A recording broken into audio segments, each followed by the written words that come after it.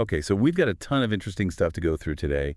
Articles, research, even some of your own personal observations, all about, what makes sales tick in 2025. Yeah, a lot to unpack. Exactly. And, well, the aim of this deep dive is to really get to the heart of it, figure out the core strategies that are going to make or break selling as we look ahead. Right. And one thing that really jumps out from all this material is that consultative selling is key, you know? It keeps coming up. Yeah, it's not just some trendy term. It's like a whole new way of doing business, building those successful relationships. Yeah, consultative selling. For anyone who's maybe not totally up to speed on this, it's all about putting the customer's needs first, like really first. Becoming a trusted advisor, someone who's genuinely there to help, not just to make a sale. Yeah, totally. And I think it makes sense when you think about how savvy buyers are these days. I mean, they do their research, they come in prepared, they're not just passively listening anymore. Right? They're not just going to take your word for it. Yeah. And the material really digs into why this is, why consultative selling is set to be so huge in 2025. The market's changing fast, AI automation, all this data flying around, and customers now, they expect that personalized experience. Absolutely. They want insights that are tailored to their specific situation. They're not just looking for a product. They want a solution and a partner to help them get there. Yeah, and there's some pretty compelling data to back this up.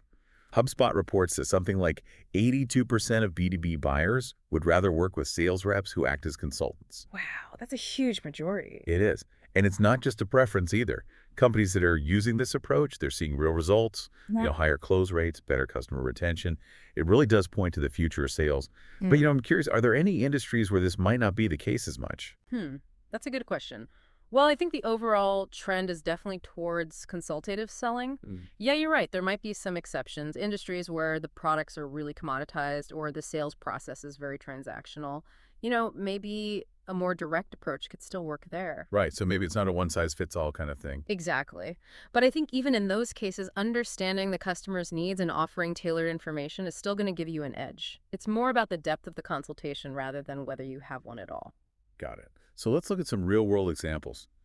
The material highlights Salesforce, Tesla, and HubSpot as companies that are really nailing this consultative selling approach. Let's start with Salesforce. What makes them stand out? I think one of the most interesting things about Salesforce is how much they invest in pre-sales qualification. They really dedicate resources to understanding the root causes of a customer's pain points, often going way beyond what's initially presented in the RFPs. So they're not just skimming the surface. Not at all. They really try to grasp the client's business objectives. Things like increasing customer lifetime value or streamlining their sales pipeline. And then they show how Salesforce's platform can be used to achieve those specific goals. So they're positioning themselves as strategic partners right from the start. Exactly. And it seems to be working.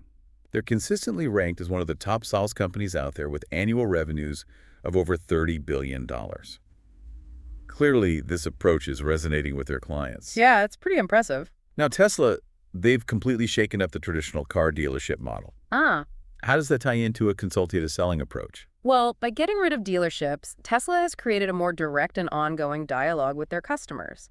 Their sales reps aren't focused on pushing specific models or add-ons. Instead, they spend their time educating buyers about the overall benefits of owning an electric vehicle. Yeah. The long-term cost savings, the environmental impact, the performance aspects. So they're not just trying to make a quick sale. They're building a relationship based on knowledge and trust. Right. And often they'll proactively address any concerns the buyer might have about things like range anxiety or charging infrastructure. They're really trying to create informed buyers who understand the full value proposition. And it's clearly paying off. They're leading the global EV market. It's not just about having a great product. It's about how they connect with their audience. Totally.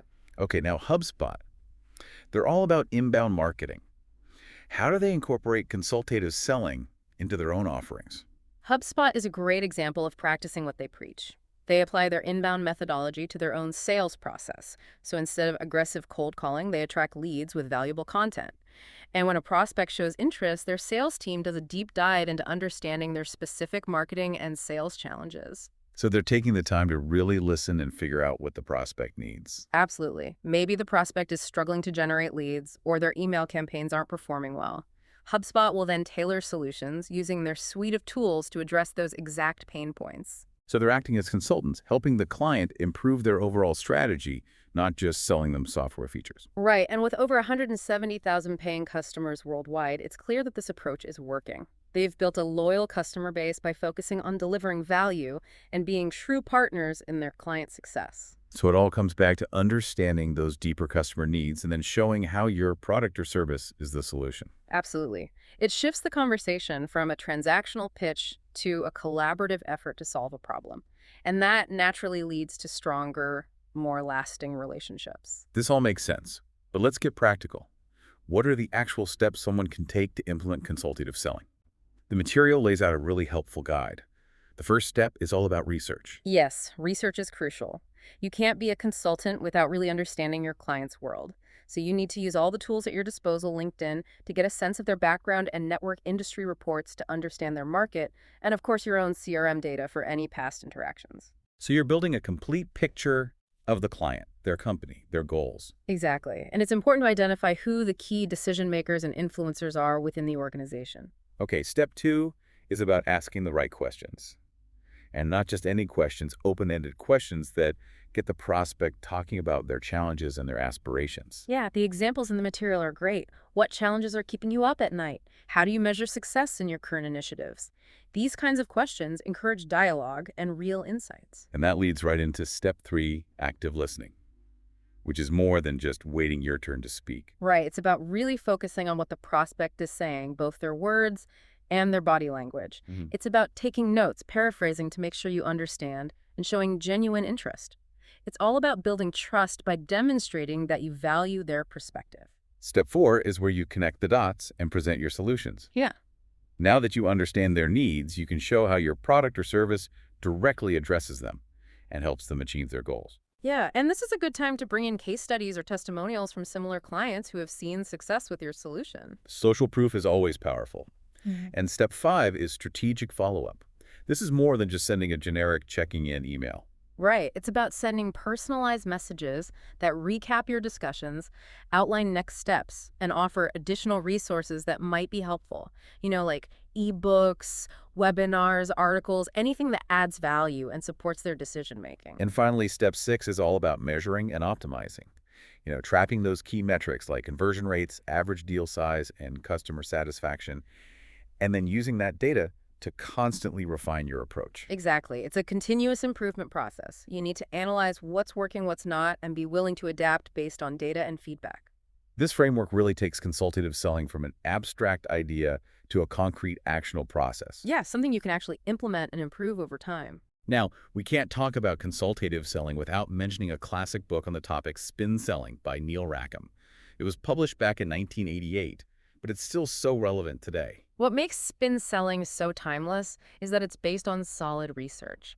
Rackham and his team analyzed thousands of real sales interactions to identify the patterns of questioning that consistently led to success. And that led to the SPIN framework itself, which is incredibly effective in guiding a consultative sales conversation. Yeah, it's a powerful tool. For those who aren't familiar, can you break down what SISPIN stands for? Sure. So S is for situation questions.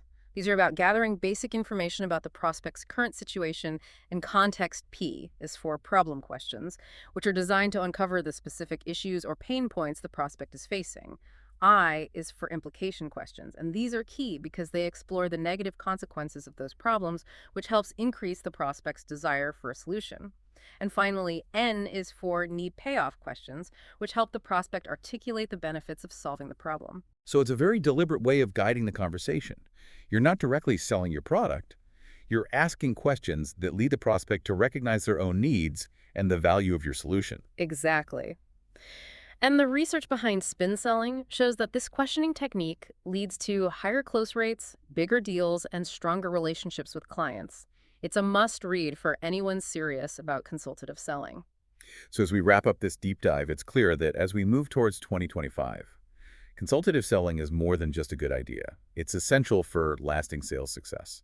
It's about moving away from transactional interactions and towards truly understanding our customers, collaborating with them to define their challenges, and then offering solutions that deliver real value. It's about building those long-term, mutually beneficial relationships that are so crucial for growth. Yeah, and it all comes down to empathy, really.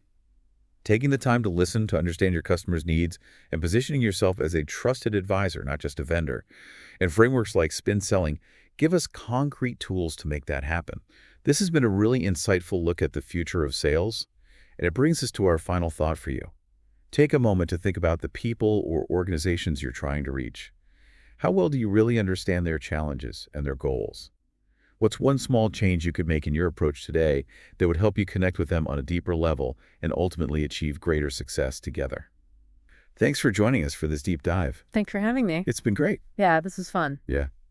Okay, see.